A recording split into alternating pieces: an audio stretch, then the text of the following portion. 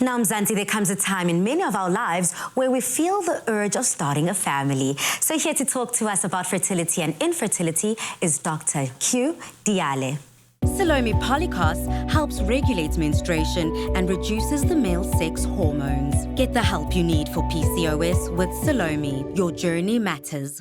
Now, when it comes to the reproductive health of women, we often shy away from these conversations, when in reality, we need these conversations to broaden our understanding on our reproductive health. So joining us in studio to discuss fertility cycle is fertility specialist Dr. Q Diale. Welcome to the show, Doc.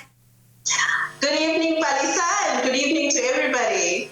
It's lovely to have you, Doctor, and especially discussing such an important conversation. Now, many of us use the term, and we've heard the term before, but a lot don't know the meaning. Doctor, what is fertility? So fertility is simplified as a couple's ability to conceive and bear children. And then in your opinion, Doctor, why is it so important to discuss fertility? This is very important because it actually affects people's lives deeply, especially when they start planning for a family, and only to find out when they are trying or they've tried for long that they are unable to conceive. So it's very important to discuss it, especially for women, because they do run out of time as far as the fertility clock is concerned, which most women don't want to hear about. But unfortunately, the biological clock is real, and when women age, their fertility decreases. So that's why it's important to discuss. And we have to keep this conversation going, Doctor, because you've already kind of alluded to this. Now that we've already covered fertility, tell us, what are those common causes of infertility? So the causes of infertility can either be male-associated or female-associated factors. And as we know, mostly in our community, once there is infertility, it's mostly the females that are found or said to be at fault. So on the female side, it plays about 30% role of the causes of infertility. And just to simplify them in anatomical order, looking at the body, you're thinking of the brain, which releases hormones. Those hormones will be hormones like prolactin, and you think of thyroid problems. Those are hormonal problems that can cause infertility. And then when you look at the reproductive system itself, problems with the ovaries, like polycystic ovarian syndrome, can cause infertility. And also problems with the ovaries called primary ovarian insufficiency. This is where women go into menopause for the age of 40. And this is also another cause of infertility that women need to be aware of.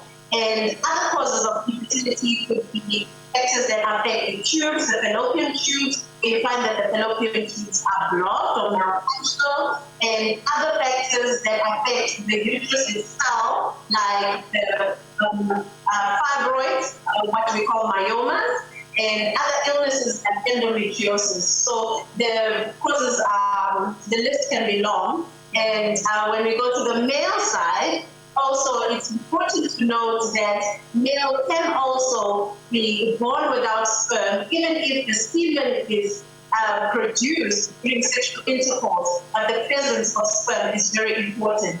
And we check for the quality of the sperm, and the quantity of the sperm actually also matters. And you've already started speaking about the prevalence of this. How common is infertility, and who experiences infertility? Infertility is actually quite common. It's experienced globally. When we're talking about the prevalence in developed countries, it's about 1 in every 7 couples. And if we're talking about underdeveloped countries, it's about 1 in every 4 couples that actually experiences infertility. So we're talking about 15 to about 25% of the population that goes through infertility. And it has nothing to do with a race or level of education or social status.